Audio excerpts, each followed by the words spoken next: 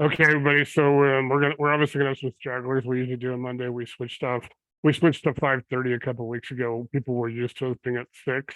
I only have 2 people on the Pacific Coast, Pacific time. So we have a lot more people on the East Coast and Central time. So I want to make sure that they we're not going until 10 o'clock their time. And tonight might be soon, it might be quicker, a little bit more. So we're making a little bit more progress. Obviously, we've got 70 something people now. And so obviously I'm recording this so I can make sure that everybody, all the associates see, since we're ramping up the funding program. Guys, so tonight and the next week into August, we'll actually be doing a lot more on the Monday nights of actually making this, helping people kind of identify what funds they have. Some people, like we have one of our associates said he has $40,000 he can do EMD with. We have Micah, which is Josh Darville's wife, has her IRA, self-directed IRA, and she also has some cash liquid outside of her IRA alone. So we're going to try to do a poll and try to figure out by sometime in August, by mid-August, how much money there's different people want to lend money have. I think right now, off the top of my head, I think we probably could put $1 million liquid. So I think that's really good with all, and we're going to put all the systems in place, all the contracts and stuff. In August, I'm trying to go live associate to associate peer to peer August 7th. If that doesn't work, it's just because we need to have, I want to make sure that everybody's in place and comfortable doing it. We have some deals coming in. We talked about a deal last week. We came up with a few strategies for them, which is awesome. Willie had a couple. Willie's actually going to be on here in a few minutes. He's just running late. There's some stuff going on, some of the Gator stuff that kind of, for you guys to know that the Gators people send out emails trying to tell everybody to like take down they didn't want like the Gator stuff in people's Facebook groups or whatever. Like they're trying to get more control. I don't know what the reasoning is for it because I'm not in those groups, but I saw somebody send something to Willie about that. I mean, who has one of the bigger, it's not Willie, but he's in that group. I just saw the exchange between him and the guy that runs the group. I think it's just that Pace Morby's trying to get more control over his whole thing, and they're planning to they're like planning the same thing we are, but they're planning to roll it out in December. Well, I think we're going to be rolled out in August and September. So I think we'll beat them to. I mean, but I'm not really competing with them because I'm not doing this all like video yet. And then what I'm doing is also I've got 12 of the guides. So if you guys go to guides, I'll be loading up 3 more this week, and then at the end of the week, I usually try to do those over the weekend when it's a little slower. And then I'm going to be doing 15 guides in August and probably another 20 by end of September. And then in September 15th, I've got my build date. And so since Matt and Anthony, you are newer to this group, I know Eric has probably heard me. I know Doris has probably heard me talk about this 1,000 times, but we're doing our virtual platform with Lightspeed VT, and I got my build date with them so I can start putting on all the tech stuff and start building the modules in September with them to go live January 1st. Then I'll start building the actual modules, the video stuff. Then I'll be bringing people in to actually host their own stuff. There'll be 2 revenue streams, one for ambassadors, people bringing people to join the platform, and then there'll be facilitators, people who are teaching, people who are running the modules. So we'll have 2 revenue sources. Anybody that's not on tonight that goes to files, if you've seen it, this is PM University or PMA University, there's 5 or 6 spreadsheets and different documents. Chris Galicki did them in 2019. You can download it. You can see where we're going. For those guys who aren't on tonight, let me put in the 2 groups, the 2 websites you actually want to go to look up for this. One is called Lightspeed VT, and they actually are the same. They do Grant Cardone's 10X. So you guys can all like look at it on your own time and see what they're doing. And they do revenue and all that stuff. And then the other one is a company called Storm Ventures Group. And so Matt, we're just talking about the roofing business. I don't know if you've ever heard of SVG. They're huge, and they're like the largest training company for roofing companies and yeah, insurance adjusters. Obviously, completely different industry, but if you guys go to their contractor store, you'll see what we're going to be kind of doing. Oh crap! Did I just lock myself out of the group?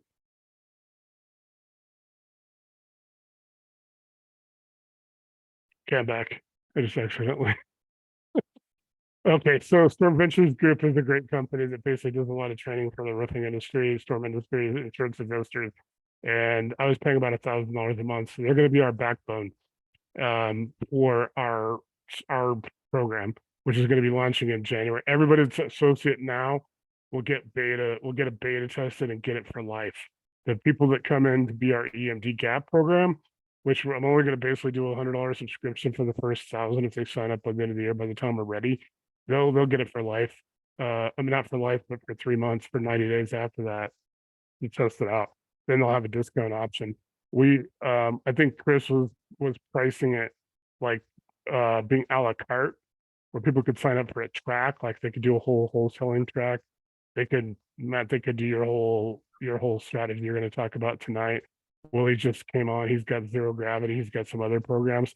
So all of you guys could actually just run a whole track off of your own strategy, and then obviously people sign up for the track. We all get percentages or whatever. So we're going to try to get ambassadors to recruit people, and so you guys can see Storm Ventures Group is they're pretty together. We're gonna have like their contractor store. People can buy packages as well, all your documents and all your stuff that you need.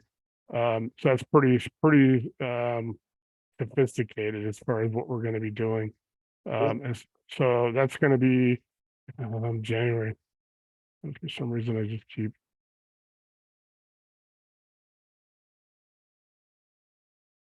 Yeah, it's some weird stuff tonight. So yeah, so my screen looks weird tonight for some reason. So yeah, so that's what we're going to be doing and come in January. This is what's going to launch. So right now, obviously, we're trying to get ramped up for associate to associate, peer to peer. We got the funding committee.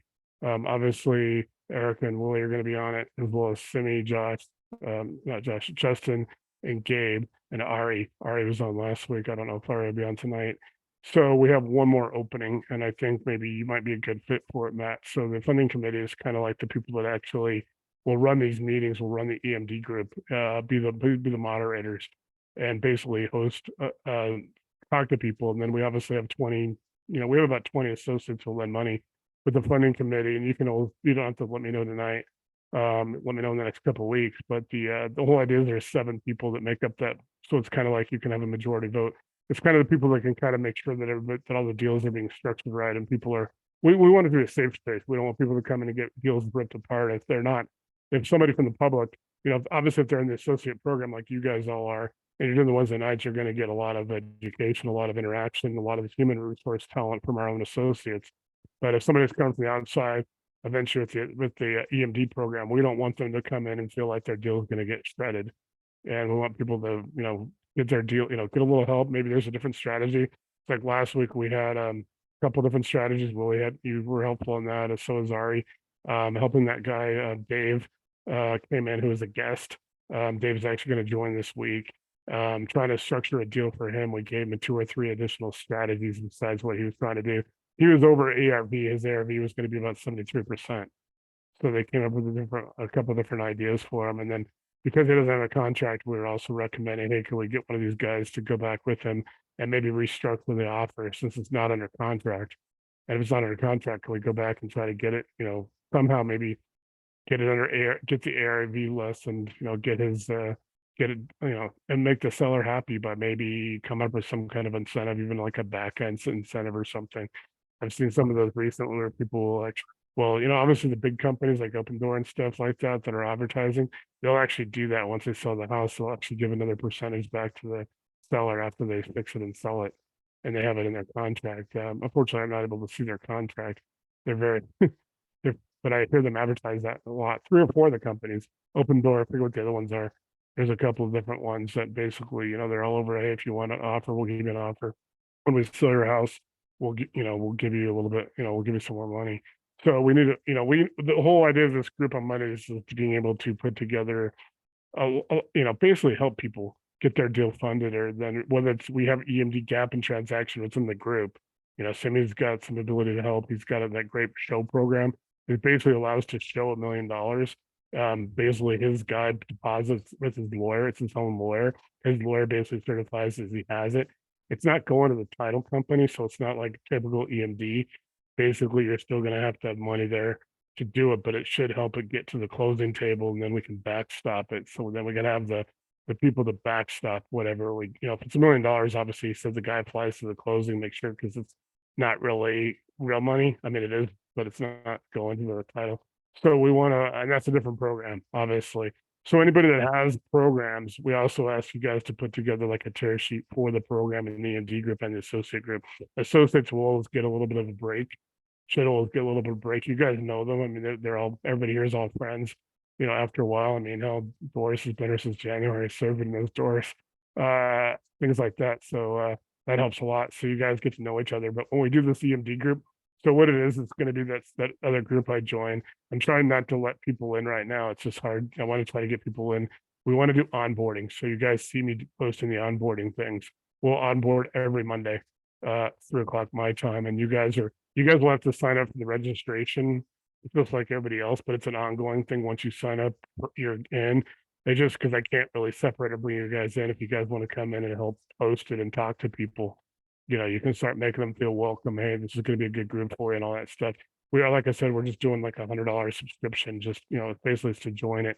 And that's just covering the expenses that I'm going to have to try to, you know, basically get all the materials copied and put together for them that we've got for the associates, but on their level. Obviously, associates are getting everything from I mean, I've still got 9 more USB sticks to download for you guys, but we want to build all the systems and stuff, and then the virtual program. So if you guys want to come in on Mondays, obviously the first one will start next Monday at 3 o'clock, and you can invite people. If you have people that are looking for money and they just want to come in a safe space, because I mean, you got 3 or 4 people in here. We don't want people coming in trying to like, we want people to feel welcome and try to do something different that nobody else does alive when they're, Matt, if you're in there, you talk to the program, Erica comes in, Julie, we have all you guys come in and make them feel welcome. Hey, we're not gonna, and we're all live. It's all video. People don't have to like, who the hell, you see a picture or whatever. I think honestly, and I know there's another group Will you told us about that does that. I've been contemplating this for a couple of years. Like if you have lenders actually do these sessions, they're live and they can talk to people. It's going to help so much with people feeling comfortable, especially brand new people. Because you guys know, and you've heard me preach about like Jim's got the best group out there, 330,000 people. But imagine, how much noise and somebody asks a question and they're going to get 100 answers in like the first 15 minutes, and 95 of those 100 answers are not going to be helpful for them. And I think people get bullied or a little bit belittled by, I don't know, for a variety of reasons. Some people are well-meaning. They just, and there's other people that are aggressive. I mean, because I can tell you guys, some of the guys in the Gator program started coming and trying to come to me going, hey, does anybody in your group want to be a Gator? I'm like, I already got like 5 people who are Gators in my group. It's like, but some of them got a little aggressive. Like they were like, oh, like I don't know. I think, well, you probably know better than this because you're actually in there a lot more. But I think that he pays affiliate fees and stuff and referral fees, because I know that's what Roger was talking about. I know you were in that conversation with him this morning. So I mean, I briefly touched on that before you came in tonight, that they're kind of, who knows what the purpose of that, if they're just trying to clean house and trying to protect, obviously, Pace and the Gator groups, the actual group, uh, their numbers. There's some other reasons people do that kind of stuff, but we want to say that we want to build a group that's welcoming for people. And like I said, we have 74 people. Not everyone's going to be here on Monday nights. Not everyone's going to be here on Wednesday nights. We tend to sometimes get some difference. You're not going to see a lot of experienced people here on the Wednesday nights because we're still doing a lot of basics. But I know for a fact people are watching the video, the recordings, because I'm seeing that. I get to see in my analytics that I can see that, last week we had like 50 people watch the video and we had like 8 people on the thing. So I know people are watching it, but they're not here. So that's a good thing. So with that, guys, like I said, I think tonight might go a little, unless you guys really have a lot more specific, I'd actually maybe like to, Matt, are you ready to start now? You can start early if you want. I can have you talk about, yeah, if you're ready, let's do it. Do you need to share screen or anything? Yes, I will need to share the screen. Okay, let me try to make sure I do this without screwing something up. I think I can make you a co-host and you can do that.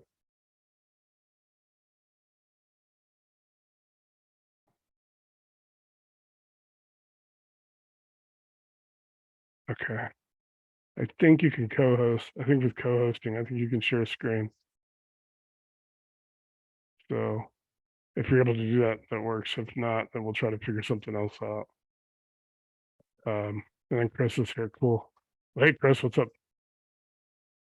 So just to kind of give you an answer, just came on, Chris. Matt's going to do a presentation on his strategy and program. All right.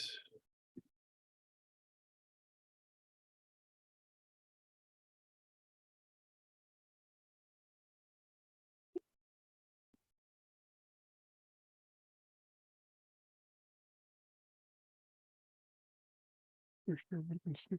Cool. Okay, everybody see that? Cool. Yep. Is this bar still here for everybody? Yeah. The disclosures. We don't see the bar though. Okay. I'm should- seeing it, and it's really in the way and it's bothering me. We just see the little dot. Yeah. Yeah. Little dot. Yeah. It's not. I mean, it's not annoying, but if it's not your presentation or whatever. Okay, there we go. Okay. So, disclosures, I'll introduce who I am in a second. For everybody watching live and to watch in the future, in the spirit of this group, I'm neither a financial advisor or a real estate guru. Investing in real estate is risky like anything else. My company and I are not liable for any losses incurred in real estate relating to the information I am sharing. Do your own due diligence and research. Always seek advice from people in this group, title companies, and real estate lawyers if you have any questions about this material or anything else. So this is slow flipping, and I will explain what that is. Table of contents, slow flipping, what is it and why is slow flipping a thing? Why do it? So the part 2 is slow flipping how, kind of a short play-by-play on the whole process from acquisition to selling to an end buyer. A short section 3 on how or where slow flipping works, and then section 4 is the lending opportunity, or really I should just call it the opportunity to lend, because actually slow flipping might be a little better if you're on the investor side than the lending side. My name is Matt Gray. I've been in real estate for several years. I've wholesaled, flipped, done creative and sub 2 deals, and currently hold a few rentals. I'm an Astro flipping student, Jamil Damji's program. That's kind of how I cut my teeth. And today just passed my Kansas Realtor exam, and I am now officially, I mean, I was always an investor, but some people might think I'm more legit now, I guess. So yeah, that's going to help, because now I can get paid to buy properties that are on the MLS. My public facing company is the Home Buyers. My partner AJ, who's on this call, he does cold outreach. I'm going to start helping in Northeast Kansas and Kansas City markets to generate leads. We then filter them into many different strategies: wholesale, flip, buy and hold, creatives, slow flips, and now listings. That's our Carrot site. That's a very easy thing to set up if you're a new investor. It's awesome. Yeah, that should be a tutorial in and of itself, maybe a short tutorial, because it's pretty easy. They have all these templates that just you go with, you just pay for them. Okay, what is slow flipping? Slow flipping is the process of buying deeply discounted or distressed property and then turning right around to sell it for after repair market value on 30-year terms to an end buyer. That end buyer could be your normal everyday retail buyer. Probably, according to Scott Jelinek, I mean, 75% of the time that's going to be your end buyer. You can also sell these to flippers that do traditional flipping. You don't do the rehabbing. Your end buyer does that. You are now a lender. And one of my favorite things, Scott Jelinek, who created slow flipping, one of his favorite sayings is, slow flippers self-financing, the house just happens to come with it. Which, if you think about that, that's a whole mindset, which I'm going to explain. So why not just traditional flipping? And this bar is bothering me too. There we go. Traditional flipping, if you're doing that, I've done that. Probably a lot of people have done that. You run around like a headless chicken while your lender collects a check, sits back pretty like I am now. And that's, once you sell that, all that work, that's a one-time payday for you. And that involves a lot of risk on your part. Slow flipping, you are the lender, your buyer runs around like a headless chicken, and you just sit back and collect the checks. Traditional flipping is active income. Your income is based solely on your daily productivity.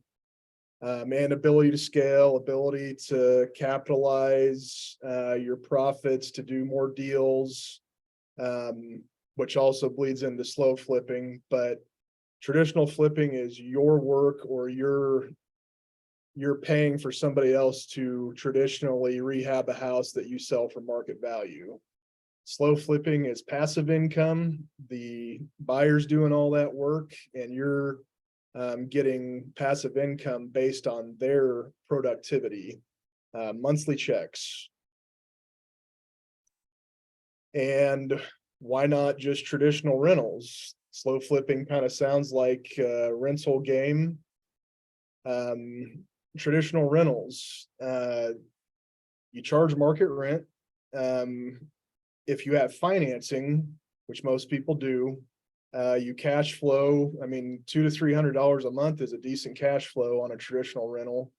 You usually end up paying 20% down to finance the house with, I mean, there's a lot of hard money lenders that some of them do 15% if they really like you, like Kogo's, platinum program or whatever. You can get that. You can get up to 100% financing for your fix and flip type short-term loan and then roll it over. But the most important thing about traditional rentals is you're waiting, if you have financing, 20 to 30 years to own your total monthly cash flow from your renter. And this is my saying, this is how landlords get tired. Slow flipping, market rent, same thing. You cash flow a little bit less in the first 5 years. That's important. Low to no money down with a private money lender. You own your total monthly cash flow after 5 years or less. No tenants, no toilets, no headaches, because in slow flipping, your end buyer owns the property and is responsible for all maintenance and upkeep. So section 2, slow flipping, how is it done? This is very important. AJ and I found out in the wholesaling game that you can get distressed sellers all day long. You can get deals under contract. You can think you're doing really good, but when it comes time to flip that contract and sell it, if you don't have any buyers, you're dead in the water. So, in fact, AJ was watching a video today on reverse wholesaling, and this is the same concept. So you start at the end with the buyer, find your buyers. This strategy is so much easier to find buyers because you literally have everybody looking for a house. A lot of them not necessarily bankable, have bad credit, that would love an opportunity to buy a house with very little money down and not have to deal with the bank. So you start by testing your market. You place ghost ads on Facebook. You can even put, bad handwriting bandit signs out. The worse, the better, Scott Jelinek says. He just puts them on random corners and like, go this way, but nothing's that way, just kind of messes with people, but puts a phone number. And that phone number allows you to build your end buyers list before you ever buy your first slow flip. You're gonna get a ton of calls, so set up and advertise on your marketing your new Google Voice number, which is free for anonymity. Don't use your normal cell phone number for this. If you actually have something, if you have a slow flip deal, if you have a house that you're trying to slow flip, tell those buyers to drive by the house first, because some of them, you know, you're just gonna get the gamut of people that call you and, you know, tell you their life story, and you want to make sure they're serious. And the first part of making sure they're serious is that you confirm they've driven by the house. Collect that data, get their name, their number, and their email, but just name and number is good. And maybe just a short description in your data collection of their situation. Are they looking for something now? Are they looking for something in a few months, in a year? You know, what are they able to put down? That's all good information. Just basically you're doing a CRM, customer resource management, but you can do it on Google Sheets and do it all for free when you're starting out, and build that buyer database. Once you've built and tested your market and built that buyer database, you focus on the property. So you can look on, well, let's start with this. Distressed properties in your area, 30 to 40 grand is too much, really. 35 is the sweet spot for traditional slow flipping. 30 grand and under is the sweetest spot. These properties are ideally habitable. I mean, they can totally be a hoarder's abandoned house, and they can just need cleaning out, you know. They can need some updating, you know. They can be like a 70s house that, you know, still has green carpet and yellow wallpaper and smoke stains and whatnot. But you know, if there's major fire damage, roof caving in, major foundation issues, just find the next one, because there's a million, probably literally millions of slow flip properties out there. Good slow flip properties. So buying the property on market through agents, or for sale by owner, Zillow, whatnot, off market wholesalers, auctions, or calling on your own distressed seller list like AJ and I do. Financing. So you want to keep the property acquisition under 30 to 35K, like I said, and there's a reason for that. We'll get to that, because you're going to arbitrage the acquisition price against the sales price to your end buyer. And I'll explain that. Very important that market rent should exceed debt service to your private money lender. And more on that in section 4. Closing on the property. Close at your trusted title company. Always go through a title company for acquisitions. I mean, you can't, if you're buying real estate without a title company, you're being scammed by somebody, or somebody that's very ignorant of the process, which some sellers, you know, can be, but there's a lot of scammers out there too. So watch out for that. Your private money lender will be the first position lender. And you will get title insurance for that property. Obviously it's going to have marketable title. So you're going to own the title, own the deed, own the property free and clear when you buy it. And then you're going to get a lender policy for your private money lender to protect them. Marketing the property. So we've already kind of talked about this. You should already have a list of buyers in your market that are looking for homes just like the one you picked up. And if they're not, they're still most likely going to be interested, because really slow flipping is about the financing and the opportunity for your end buyer to buy a house and have home ownership without a bank.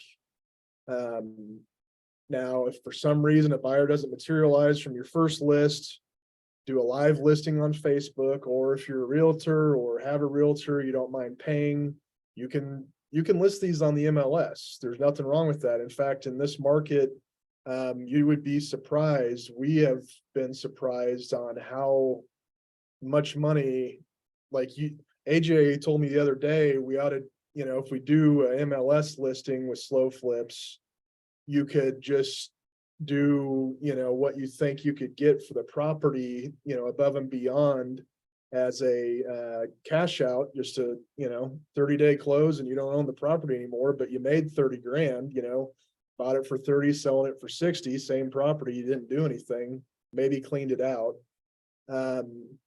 Or you offer the Slow Flip, you offer the financing, you offer seller financing in your MLS listing. This will get a lot of attention, believe me. Selling to a buyer. So the reason these work for buyers is because you're charging a low down payment. Sometimes as low as $1,000 up to $2,000, normally within the $3,000 to $5,000 range.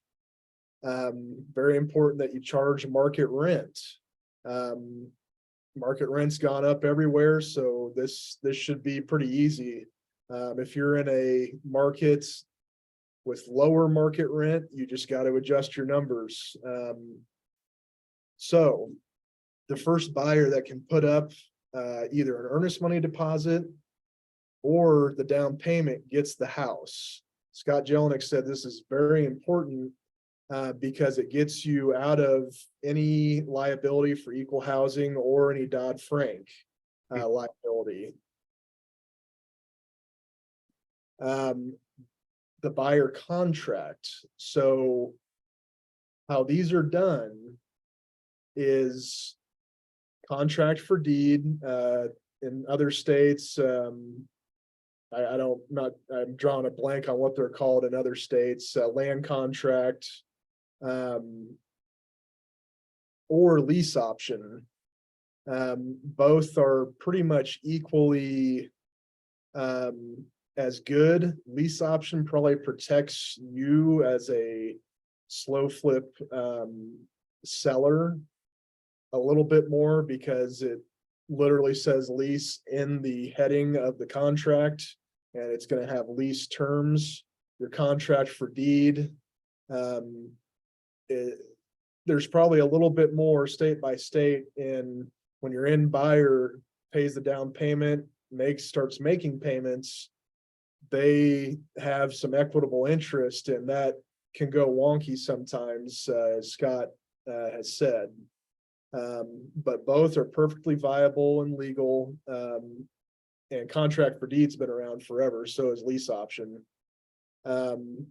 So if they're really worried about it and they want to push, you can get them the deed. You can transfer the deed.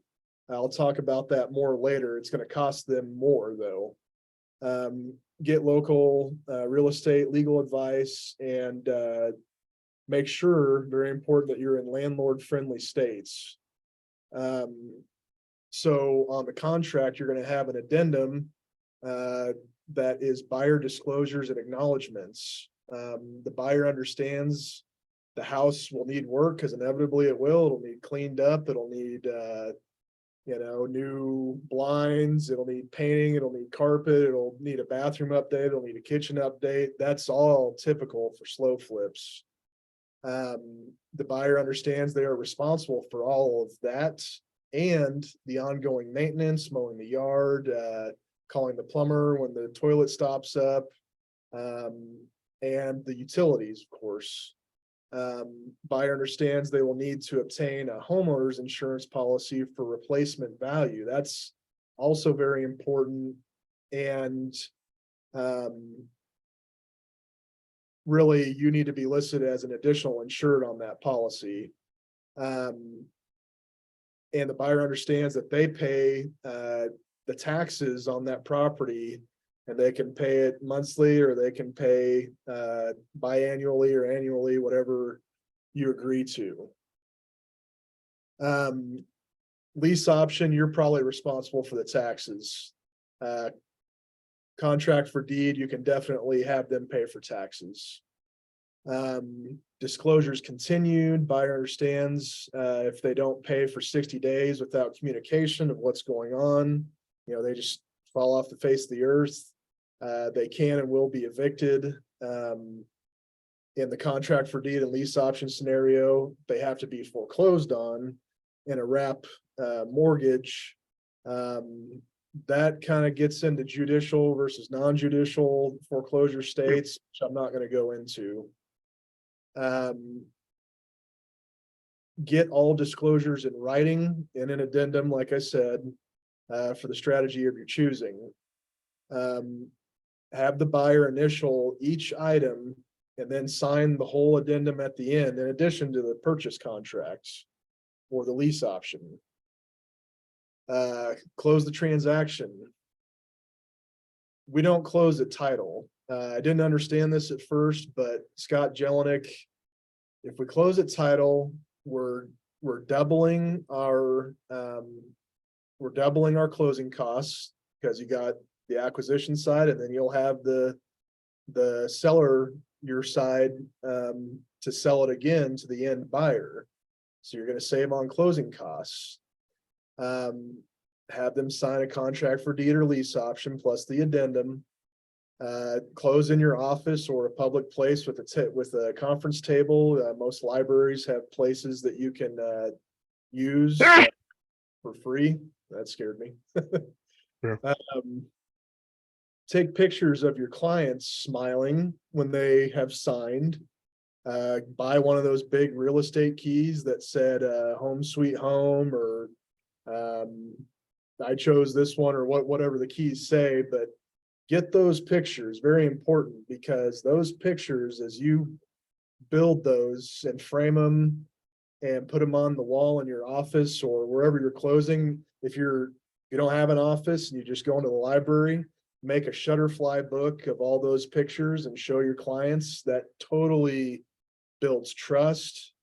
They can see that they're not the first ones that have done it with you. They can see that they're not being scammed. So that's very important. Now, why not a title? Because most buyers are not getting a deed unless they specifically ask for one. And if they demand the deed, it costs them an extra $5,000 on top of the down payment, because it costs about that much to have a lawyer foreclose on them, evict them, whatever the legal process is. Whether lease option or contract for deed, the contract states that you get the property back if they default for any reason, and it's a simple eviction at that point. Most people, Scott Jelinek has like 150 or so slow flips. He owns half of them free and clear. So he's dealt with this. He's been doing slow flipping for 30 years. He says that most people are just most people won't be a stick in the mud. You do get the occasional people that just stop communication and either abandon or they won't vacate. And that's when you gotta, bring in the lawyers and whatnot. But he said, for the most part, people, feel responsible for their actions, and they will, if you give them a notice, they're going to follow the notice. Rinse and repeat. Now that you have a buyer database on your ghost ads and property ads, go do it again. This is actually a pretty altruistic process, because you're often helping people with bad credit, unbankable people, oftentimes.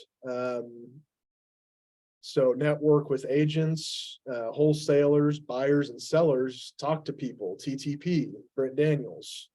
The more you network, the more private money lenders you're going to get, the more sellers you're going to get, the more buyers you're going to get. It's all going to come together once you start networking. Very important. Don't spend that down payment. You think you just got a payday. Well, you didn't, especially in the beginning. because you will have vacancies, you have a lender to pay for the first 5 years or less. You have taxes if it's vacant, and you have your own insurance on the house to the private lender, which is cash value only. Basically the price or the cost of the money lent on the property to make the lender whole if the property is destroyed by fire or whatnot. By not spending the down payment, you're building your war chest. You can weather immediate storms and you can eventually scale, because this can be done nationwide. Where slow flipping works.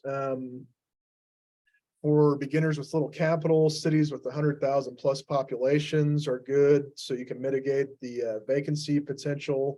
You'll have plenty of buyers looking for something, not necessarily hot markets, because you got to have 30 grand houses. You have to choose houses in B and C neighborhoods, because they really need to be able to appraise for that market value that you've sold to your end buyer on paper. You know, if they cash you out, whether it's your retail buyer or your flipper, they're going to have to get an appraisal for the new money they're bringing in to justify the purchase. And landlord friendly states, no rent controls or eviction moratoriums. Lending opportunity. This currently only works with private money lenders. This is because all hard money lenders, except for one, which you got to join Scott Jelinik's group to find out what that is. This is me throwing him a bone. They only have most hard money lenders only have 5 or 10 year loan products. You know, the short amount of time that we want to be paying a lender, that are interest only. They're only going to do that loan term at interest only. You're not paying any principal down, and we want principal pay down. This is kind of for a different kind of private money lender. You know, Nate, you're building a group of you know, EMD and gap lenders, and those are people, young people, older people with a little bit of a nest egg who want to grow it. And they don't want their money out for very long, and they want really good rates of return for that short amount of time. We do have the ability to put something together, probably to recruit more people for what you're talking about, though. Right. Yeah, I mean, that's not there are people that want that. So I mean, it's just trying to put, I'm just kind of making a point of division, because this is definitely two different kinds of people that would lend on this. Your normal gap and you know, transactional lenders aren't going to be very interested in this, because the money's out for 60 months, maybe a little bit less if you get a payout. You know, you get some profit over here, you can go pay off that house, own it sooner. In my opinion, these slow flip loans may be a little bit more risk averse. They may be a little bit easier. So, and I've explained the rest of that. Well, and I'll go back to that. How this is structured is your 5-year private money lender earns 12% on their money, and I'll get into that in a minute, which is now. So I use my calculators, very easy website to go to, free. It shows you an amortization schedule. It shows you can calculate all the different principal, interest, loan term, and it shows you the monthly payments with an amortization schedule. So you're looking usually to get loan amounts at 30 to 35K at 12% interest. To go a little bit deeper into that, you could be buying a house that's only $15,000, but you want a private money loan for $30,000, because that spread in between is not only going to allow you to scale and do more, It's gonna, allow you to do some marketing, to hire if you're doing remote markets, not where you live. You got to pay somebody to be boots on the ground. Some people get buyer's agents. That's a good strategy too. Or you can just pay somebody, go to a Facebook wholesale group and say, hey, I'll pay somebody $50 to go put a lockbox, on a property, take pictures, whatnot. So you want to get that spread of money. Now, if you're buying a house for straight 30, that's fine. No more than 35. My numbers I show here are going to be based on 30 grand, 12% interest, 5-year amortized, principal pay down. Payments for 30K is 667. Payments for 35K is 778. The yield for the private money lender, basically 10K after 60 months on top of the 30K. So not bad, in my opinion. It's just out longer. Still not as attractive, I would think, as your EMD and gap lending. But what if you were lending on 10 at once as a slow flip lender? So you got to think about that, stacking loans. Go ahead.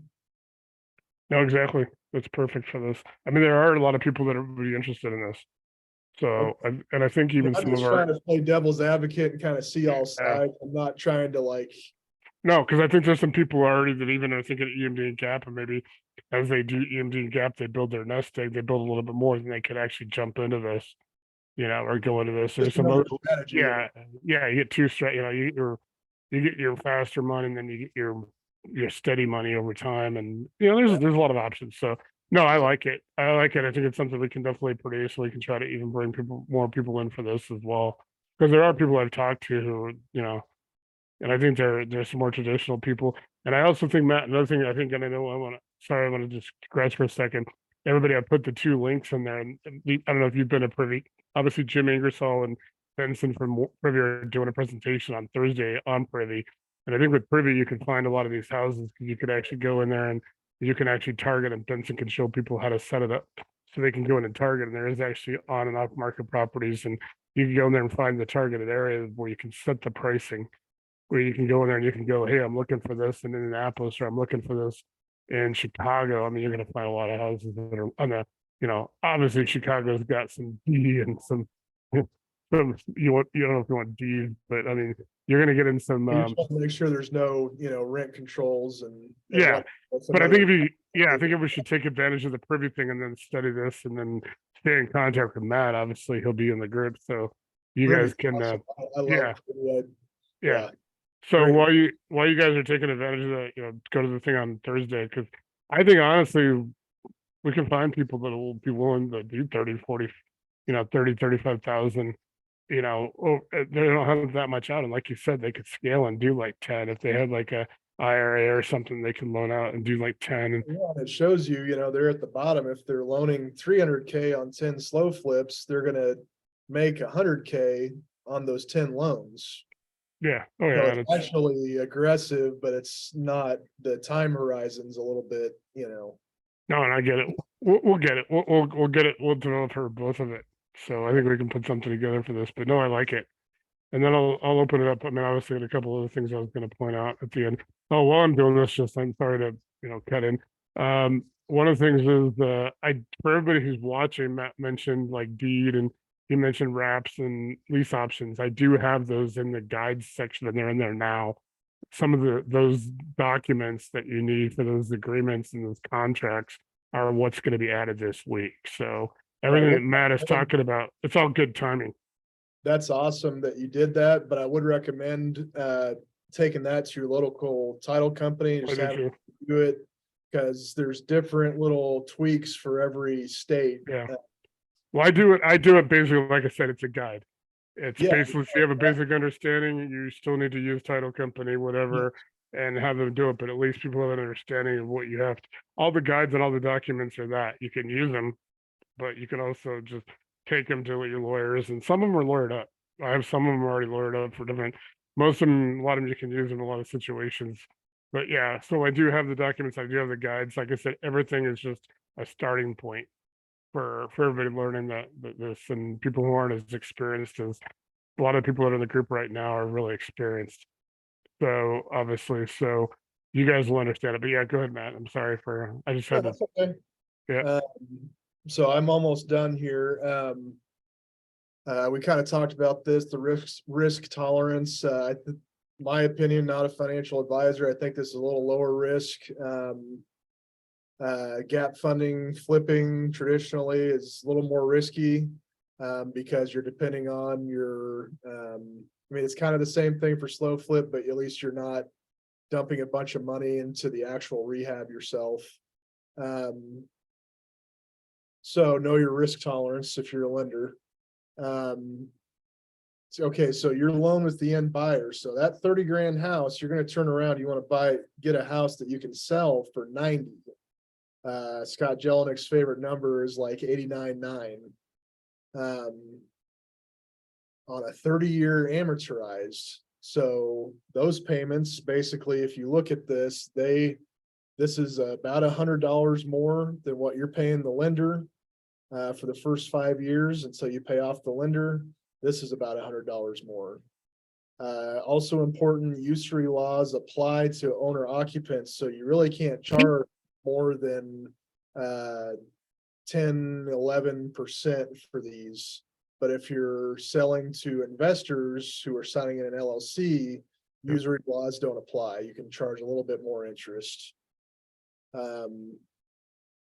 So, I mean, reminder, acquisition price, sale price, arbitraging those two and the terms to the end buyer, very important. Make sure you use that loan calculator at mycalculators.com to run the numbers. Loan structure continued, you will not make very much money the first 5 years or until you pay the thing off. This is why you don't spend the down payment, so you can store it up for a rainy day and have an emergency fund. Plus, you can build up that rainy day fund, that war chest. You can go get credit based on your bank account. You can go to a lot of different people. In fact, people in this group probably would broker those types of things based on your bank account. Traditional flippers buy these properties too. I said that, and they'll flip them and you'll get cashed out. You know, you got to probably sell it to them a little bit cheaper, so there's some meat on the bone for them to rehab it and then cash you out. But hey, you know, if the numbers work, the numbers work. Owner occupants can and will cash you out early as well. After 5 years, you earn all the monthly payments. It's all yours. Potentially for the next 25 years. They can literally, I mean, it's a 30-year note. They don't ever have to go to a bank. They can just stay with you. This is how banks make money, by creating the note. All they do is create the paper. And then the secondary market comes in to buy those notes, and they hold those notes long-term as long-term investments. As a slow flipper, you get the best of both worlds. Brainstorm, as I was writing this, I was like, well, yeah, you obviously should be wholesaling slow flip deals, just like you can wholesale traditional contracts or wholesale creative financing deals, sub-2 deals. You can wholesale it all for 5, 10, 15 grand fee. Now we're going to look at the amortization. We're not going to look at an actual amortization, but if you did the numbers and you went to that website and looked at the amortization on the 90K over 30 years at 10%. So after 5 years, you don't owe your lender, payments of 789 or 100% yours. The buyer ends up paying you not 90K, they're paying you 285 over 30 years. And if you acquire 10 of those properties, you will have been paid almost 3 million over 30 years. 30 properties, almost 8 million over 30 years. 50 properties, 13 million. I mean, AJ had me scale down these numbers because first I had 10, 100, 1,000, and it was just like 285 million. It's like, dude, just make it reasonable. That's where So, you gotta go to the one you try to figure out Powerball. yeah. You have So to, that's, if I have $1 billion, yeah. Don't, yeah, look at those stories, the people who won all that, and yeah, I it's think not good. yeah. No, Some I have a, education is needed. So this is very obtainable. You can definitely own 50 slow flip properties. Completely obtainable. You don't even lift a finger, you're just selling paper. Occasionally, you know, your buyer's gonna abandon, they're gonna vacate, or they're gonna squat, not pay. But Scott says that's, you know, that's kind of on the rare side. You will have to deal with it, but it's on the rare side. Again, that's why you need the rainy day fund to pay a lawyer. This is generational wealth. Teach your kids this. Get them a portfolio going. Once you have your 10, 30, or 50 properties, and maybe by the time they reach college age, Scott Jelinek did this with his son before. When I started looking into slow flipping like a year and a half ago, his son was 15, I think, at the time, and his son had already owned 15 slow flips before he's even out of high school. And I think he owned them free and clear because his dad obviously taught him how to wholesale and, you know, took him under his wing and whatnot. So this is for generational wealth, and this is why you want to be the lender and not the rehabber, because this investment strategy is one of the best keys to generational wealth. And that is the end of my presentation. well, yeah, so I think that was awesome. I think it's a great strategy. I think we can actually definitely put it to work, get a lot of people in our group for that. You know, and then Really, yeah. I So really like the idea of the different segments once you get going on the modules and, you know. yeah. Well, I think we just- can definitely do the modules on this, and we can definitely. I mean, we got people in right now, and everybody's here right now. We'll just stick around. Anybody have any questions for Matt while about it, or like I said, we'll try to put as much information as we can up for the associates, so you guys can study it and communicate with them. And then, like I said, Matt, there's an open invitation. Don't have to let me know tonight, but in the next week or two, if you want to be on the funding committee, there is the 7th spot is still open. Okay, yeah, And I'd love then you'll be on the moderator. You'll be one of the moderators in the EMD group, and if we have to, we could do a whole separate group for kind of these long term. Because I mean, I have people that are interested. It's just a lot more people have like 50 grand, and they're like 10 grand or something to lend, and it's like an opportunity to EMDs. And the way we're structured EMD and GAP with the program, the contracts and stuff, is people will get their, they'll get repaid usually at the closing. Unless they go into GAP or something where they got money long term, but we're trying to get them out at closing with their return and kind of on a rinse and repeat basis. If they can go do 40, they're not getting 52 because obviously, I try to teach people if you can do it once a week. You could do help somebody do a double close or something like that. There's a lot of, that's what we created that for. But your system works too. Willie's got some great strategies. He talked about zero gravity and a couple other ones he has. We have a bunch of strategies, and we got a lot of associates that have, like I said, they have 10,000, and we have a couple that have told me they have 40 or 50,000 they can put to use. So that 30 to 40,000, maybe they want to do EMD, but maybe this gives them some other thinking. Maybe they want to be a lender or something on that too, or something. It gives them, we can have total flexibility in this group of being able to say, hey, we're just this deal's going to work, and somebody might just want to go and jump and do that and want to take the leap with Slow Flip, or or they just want to stay with EMD. We just want to create options, and then obviously everybody can will broker. Obviously, we have people that can broker, are going to be on the fast track. They're on the track to correspondent lender. So once we get people with correspondent lending, just rock, and they got their warehouse remember, I lines. told you there's an opportunity to broker this to Scott's group, broker the lending.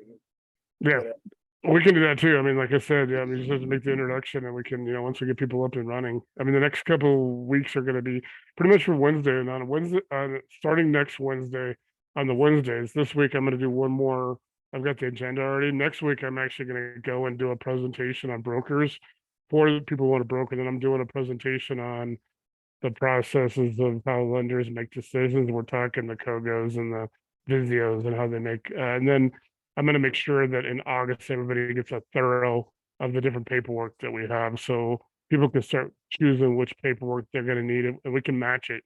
That's kind of what the funding committee and the, obviously we have more people that have a lot of experience, so we can put together what everybody's gonna need of the paperwork I provide. And then obviously, like Matt was saying earlier, guys, you do want to take it sometimes to a local, make sure it's applicable. Everything that I have, a lot of the stuff I have has been seen at least by my securities attorney friends who have seen it, and some of them have done enough real estate that they know real estate just like securities, because they do a lot of real estate funds. So a lot of it is good. But if you have a situation in a state, especially now we got some HOA, you get in short-term rentals, digressing a little bit from what Matt was talking about, you get in short-term rentals, there's a lot of stuff going on. Obviously, Willie was talking about last week about the pad split. For those of you who aren't here, pad split, it seems to be, I'm seeing it more and more, and I actually looked it up since Willie presented it. And that's another thing with having this group on Monday nights is that people can bring the strategies and then we can make sure they're implemented. Like if we have 25 or 30 strategies people can implement, then obviously the people running those strategies, whoever, whatever we call them, can actually start really pushing that, coordinating that, and getting that strategy out there with a lot of these people that are coming in EMD and GAP and funding. And we can open it up. I mean, we're not opposed to bringing a bunch of people in that are looking for, because I want people to come in and I need to close the deal. So I need some EMD and GAP help, but I need to do long-term financing, or I'm doing a rental property or something.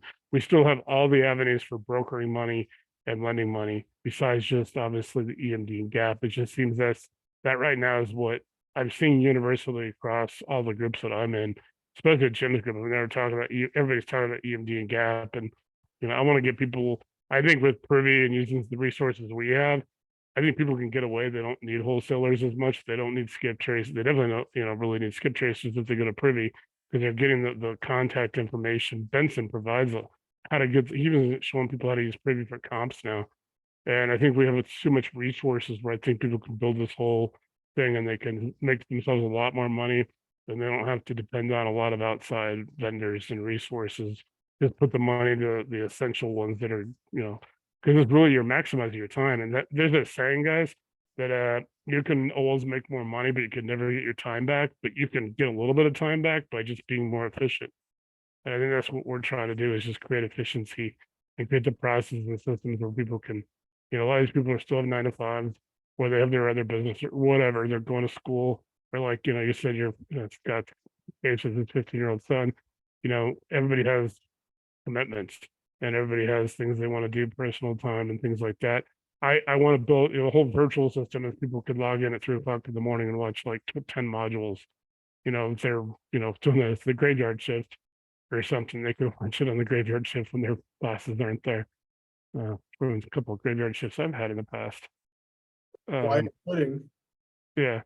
So I'm trying to create, the whole virtual system is going to create that opportunity where people can just study all this stuff, and everybody has strategies and can run tracks will get a revenue cut, and everybody that is an ambassador bringing people in. And like I said, guys, if anybody has anybody for the MD GAP group, like I said, I'm only doing $100. I just want to have at least a token amount that they pay in, and then I'll pay out half of that as a referral fee. It's not like it's just say it's appreciation, $50 back. So those people that have paid, all the associate money and stuff, and 5 or 6 people you can, through actually like 5 or 6 people, 7, 8 people, you can be, then your whole thing is free. So that way you get some people in it.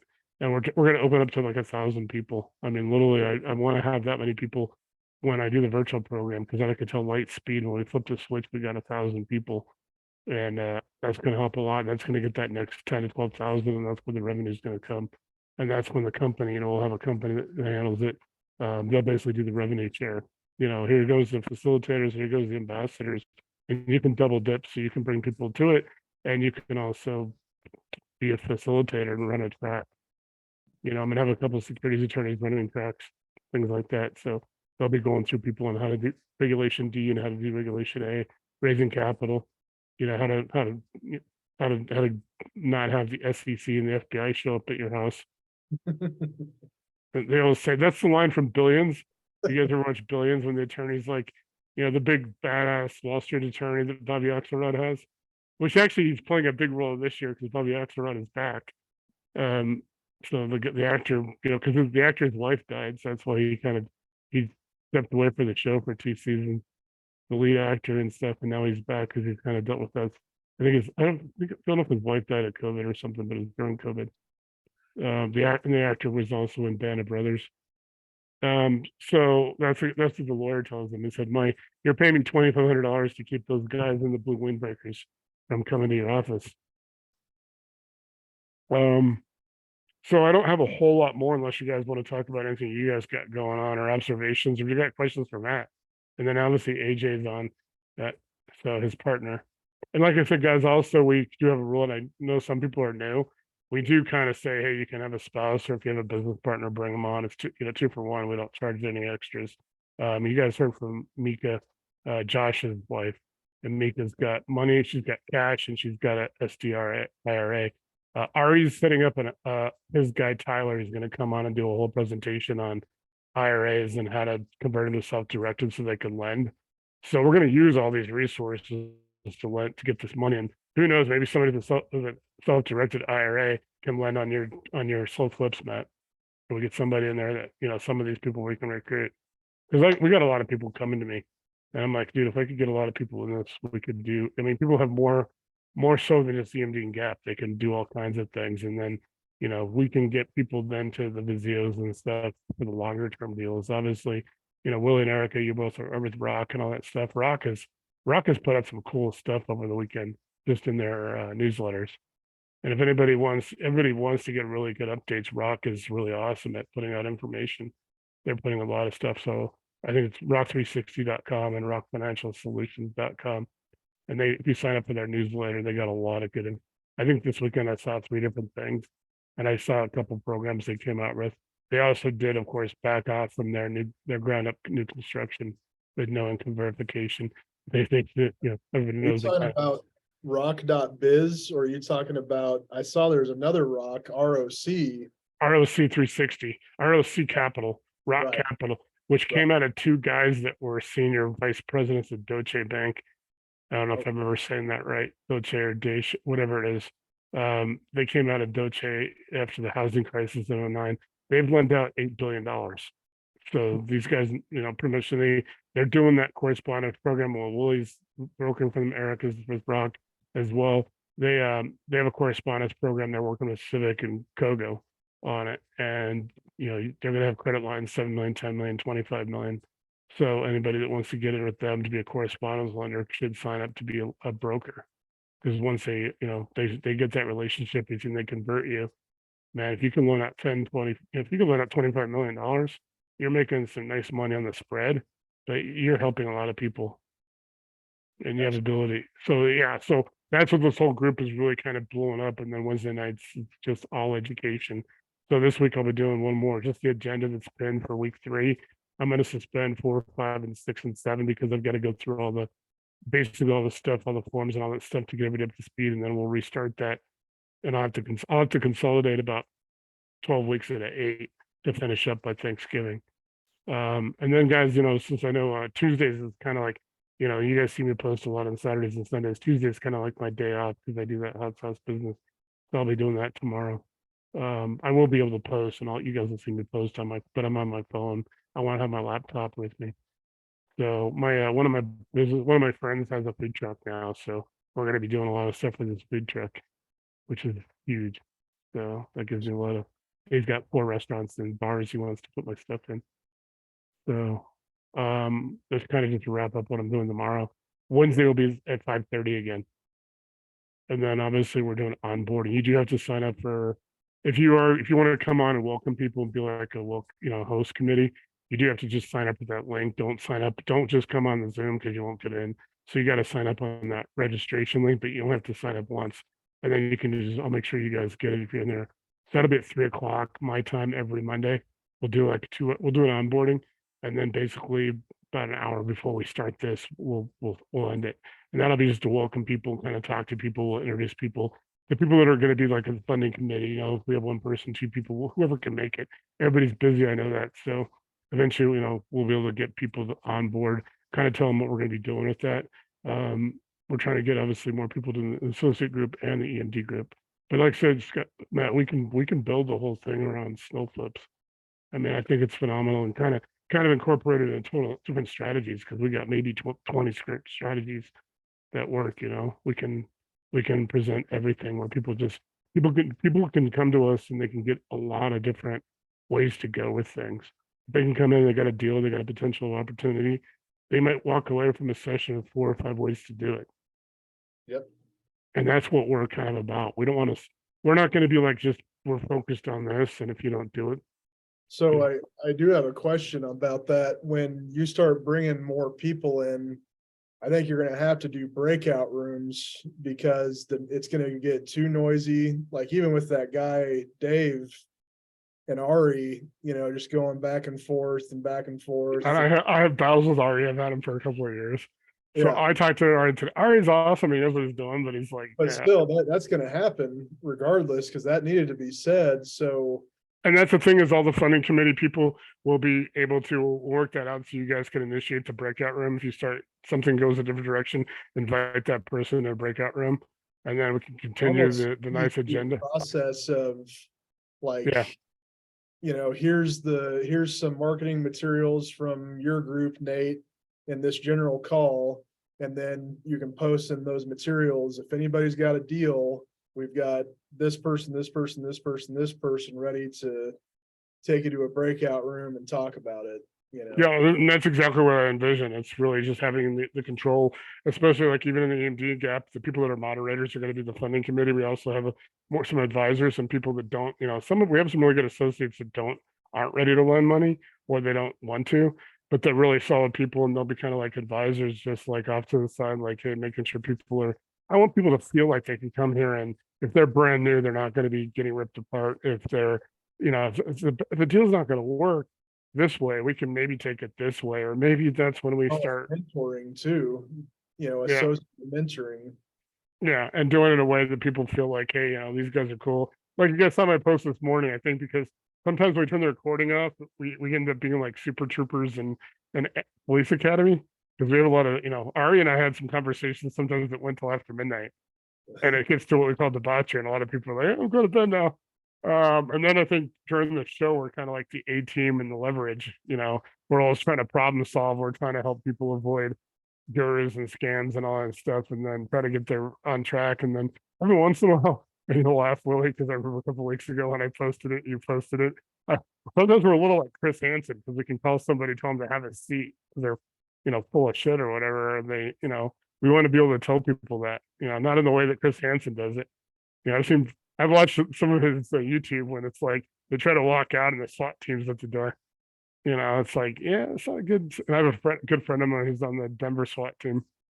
So he tells me a lot of good stories about stuff they do. So yeah, no, I want this to be a friendly group and we try to keep it down because I think people have other expenses. Like if people want to go do privy, if they do our group, they do privy, they need to get an LLC.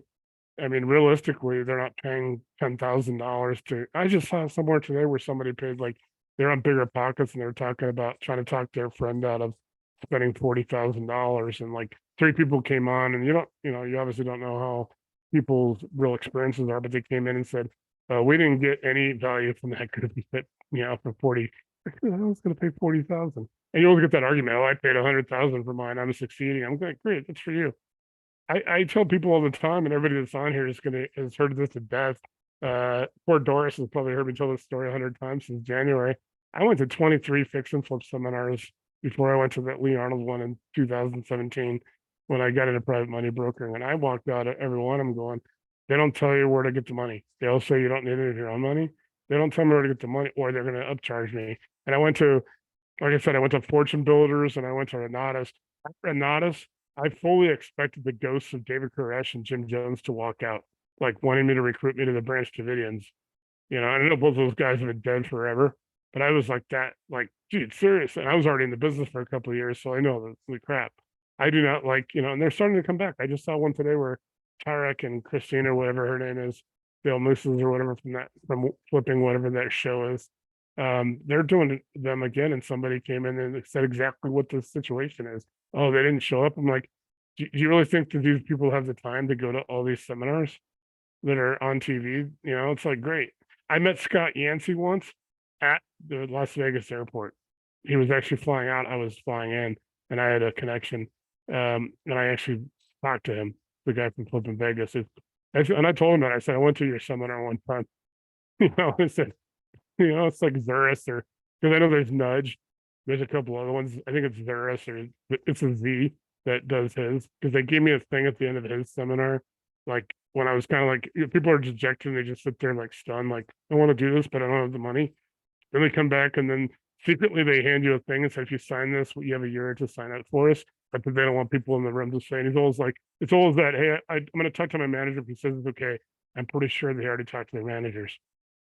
So that's kind of my history of real estate. And then when I became a private money broker, I mean, it was a 4-day, 40-hour class. I had to watch it. It was a Thursday, Friday, Saturday, and Sunday. And I had to go in my office at 6 o'clock in the morning in Denver. And I was doing the roofing and stuff. And it was in August. Got a lot of stuff going on with that.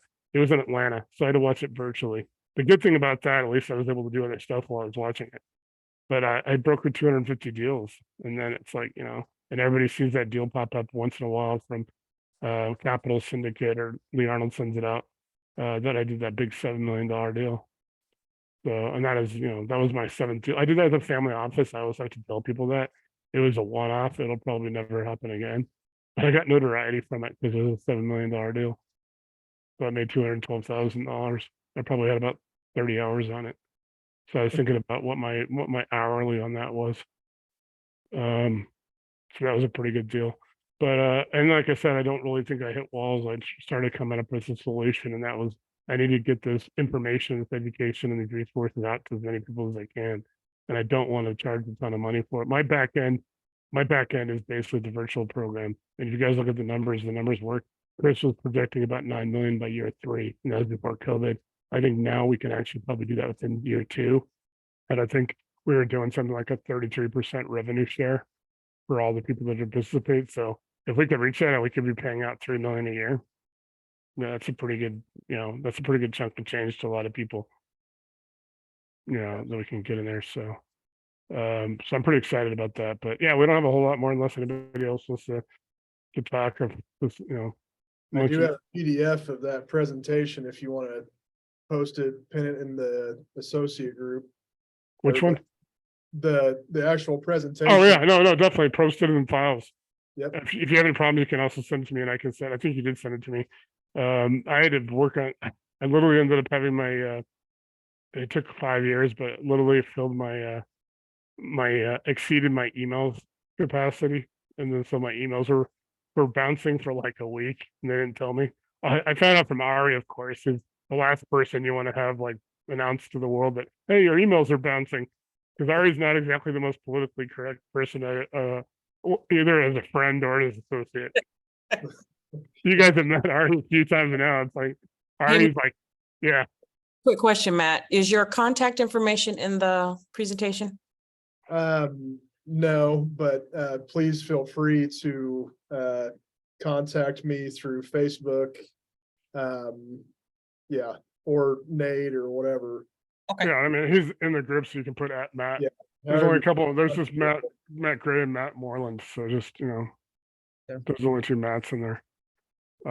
Feel free to reach out to him that way. We'll make sure everybody gets contact information from everybody. But yeah, we'll put the presentation up in the next whenever you can do it, Matt. If you need help, then I'll probably be able to get to it Wednesday. Tonight I'm going to process this and try to post it up so all the associates have it. But I know like 10 people. Like it's really hard for me to get people in it. Like 5:15.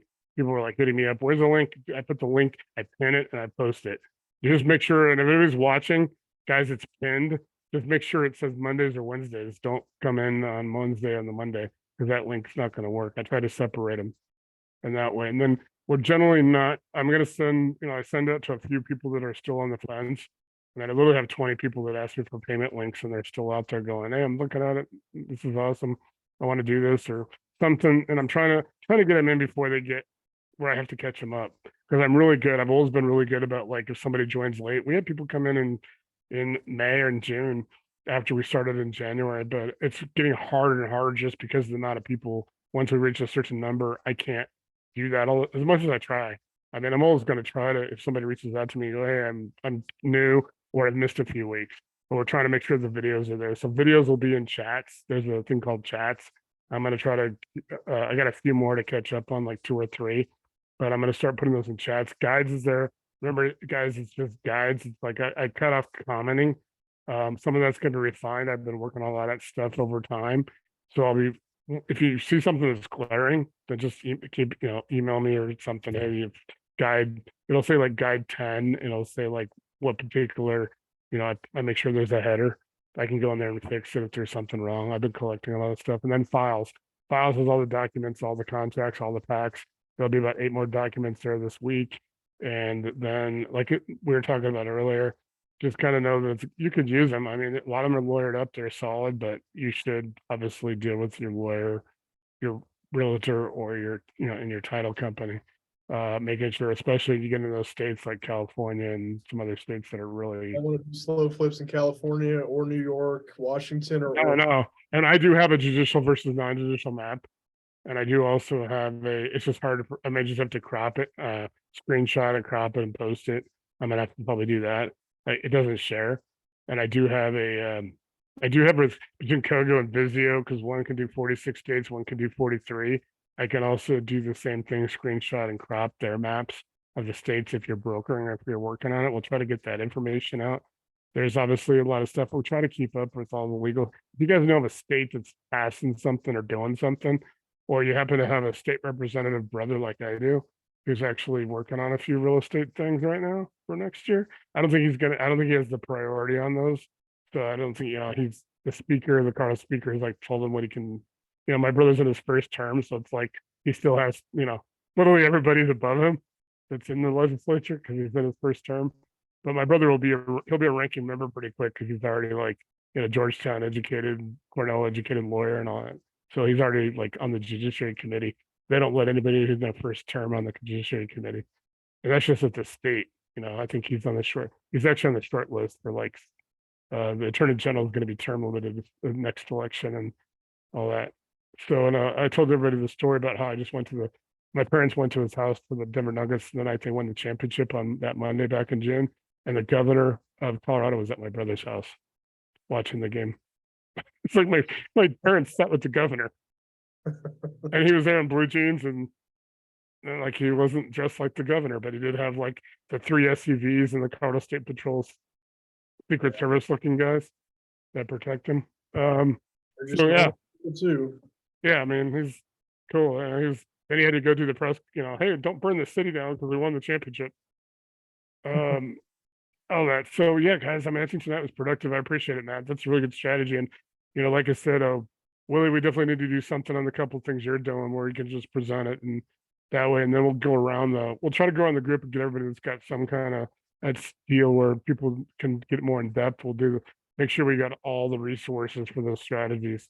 Because you had some good ones last week, and that backflip, and then talking also about pad splits. And I looked it up, and I think pad split is going to help a lot of people with Airbnb get around some of the, my county wants to do that right now. They're like, there's a whole group that showed up to the courthouse, homes over hotels, and it's like they're doing like statistics. Oh, there's higher crime, and the sheriff's right there.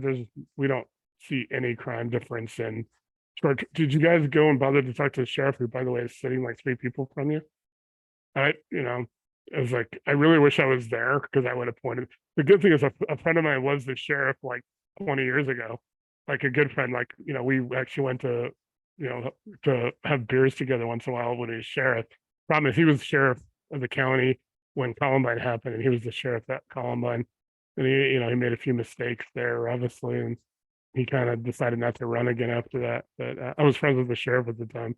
Like right now I'm friends with the guy who's a lieutenant on Denver SWAT, and so we got a lot of friends, that was obviously in the fire service and all that too. And I do a lot of investigations as a fire investigator. Some of you might see I printed today an ad for deputy fire chief in Las Cruces because I used to be the county fire chief there, and they're hiring so I have a lot of connections there and a couple of departments in Colorado. So Yeah, man, I think tonight was productive. And I think Wednesday night will be good. Wednesday night we're gonna do week 3 agenda. I've already printed it, already posted in the group, 5:30, and then next week we'll start going through all the contracts and documents and all the presentation, the broker presentation, as well as the kind of underwriting, like how lending decisions are made or should be made. And at least it's all from my perspective and the perspective of some of the lenders I've brokered for. But if there's differences, obviously people can, hey, and then we need to make sure by the end of April, everybody that's going to be lending money or involved with the process in the associate group EMD is very well versed on everything that they need to do to be successful. So I appreciate everybody's time. Well, thank you. Yep. So if anybody has anything, cool. If not, I will see you guys Wednesday. I'll send that to you. Yeah, send it to me or we can post it, whatever.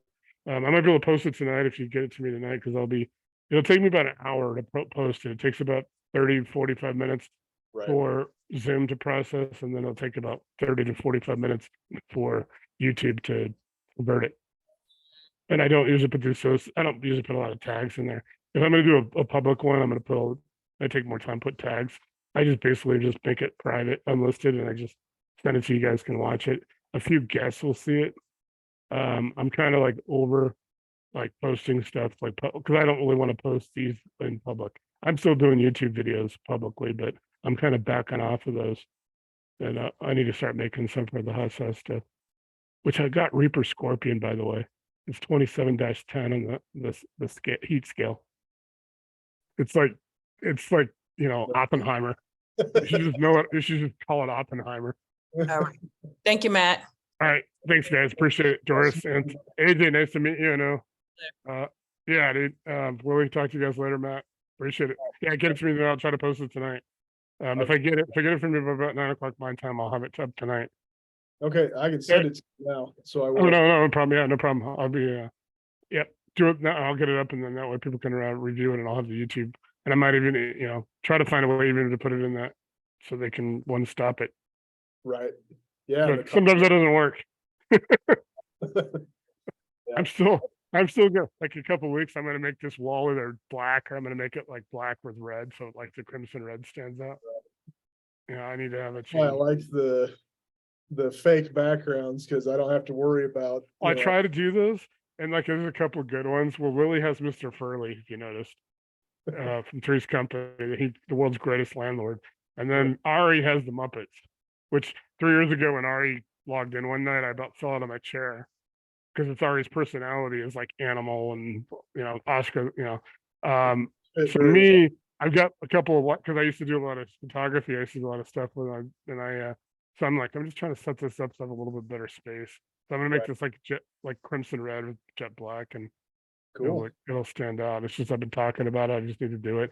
At the end of the year, I'm actually going to be going back to an office. We're going to be opening a retail place for my hot sauce barbecue space, and I'll have a nice office that I can actually do this way and have the the hedge fund kind of setup of computers, and then I can be then I can look like every fake guru. I can have pictures of my G5.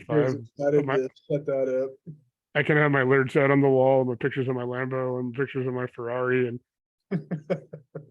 Now you're like a guru. no, the funny thing, like, I haven't told you this story yet. So one of my friends works part-time for the NFL on a contract basis, and he has a big ass him and one of his guys, he went to one of his art schools. This one of his professors who'd been doing this for years. He works for the NFL, but he'll go to Bronco games. He'll set up in the scoreboard. You don't see him because he's behind where and he has a big camera. He takes pictures of formations, and basically it's for the NFLPA, the Players Association. If there's disputes, if they get like, hey, you got to play this many plays, every formation. So he's like literally snap. So he knows all those are the guys at the Broncos video department. And there's a guy that was like a fake guru who basically went and took pictures. This is my Learjet. Turned out, and the Learjet next to it happens to be the Broncos plane. Their Learjet to their owners and all that use. And the plane next to it is owned by the company that services the Broncos plane. And he was like, "Oh, this is my Learjet," and he had this picture of a Bentley against a brick wall. Well, it turns out it's the Bentley dealerships, like with the delivery wall, where they take the pictures. And Sounds like a YouTube star right there. He all had the- he had a Rolex that was rented, and he Yeah. had two girls that he obviously paid to be like models, like waiting for him. He got shown up to that because the Bentley was actually had just been bought by Demarius Thomas, who's the Broncos wide receiver from Super Bowl 50 that just died last year, and it was his Bentley that was in the picture, and because it was a Bentley dealership, and ironically, my dad's in the health insurance business, does a lot of he did a lot of that was one of his clients was the Bentley dealership. My dad's like, I know that wall. He said, don't do something where people know what you freaking. Well, and people will find you out. If you're on the internet and you're lying about something. You know, I watch CopyZilla for entertainment because that guy's like, he doesn't, he just got sued by like two gurus for like calling it. He's like, I got sued, but whatever. What are they gonna do to me? right? Yeah, Well, this is all public domain. I mean, I worry a little bit about the slow flips. That's why I keep kicking it back to Scott Jelinek. Yeah. And if we do our own thing, I'm well, it's gonna like the, come up it's with a like, name. well, yeah, that's a different thing. Yeah, because it's just like the Gators. And like, well, it was in the conversation this morning with one of the guys in a Gator method, and they basically got, I don't know if it was quite the level of cease and desist, but it was don't use Gator or don't use those kind of things in your Facebook groups, even though Pace Morgan was telling him to do that 2 years ago or whatever. Right. And they're like, now we got to change all this, and I got to come up with my own name and branding. And it's like, Yeah. there's a couple reasons you could do it. I mean, all the way to nefarious that now Pace has all this credibility, and now he could do Ponzi scheme or something, which is, what how Bernie Madoff got started. But there's also, he's just trying to clean house and protect his. And then there's a couple things in the middle. All those guys are legit, but Pace Yeah. Morgan's kind of an asshole. No, he is. And I mean, let me You take this watch off. his videos, how he treats people, but me and AJ were talking about today that he treats people like that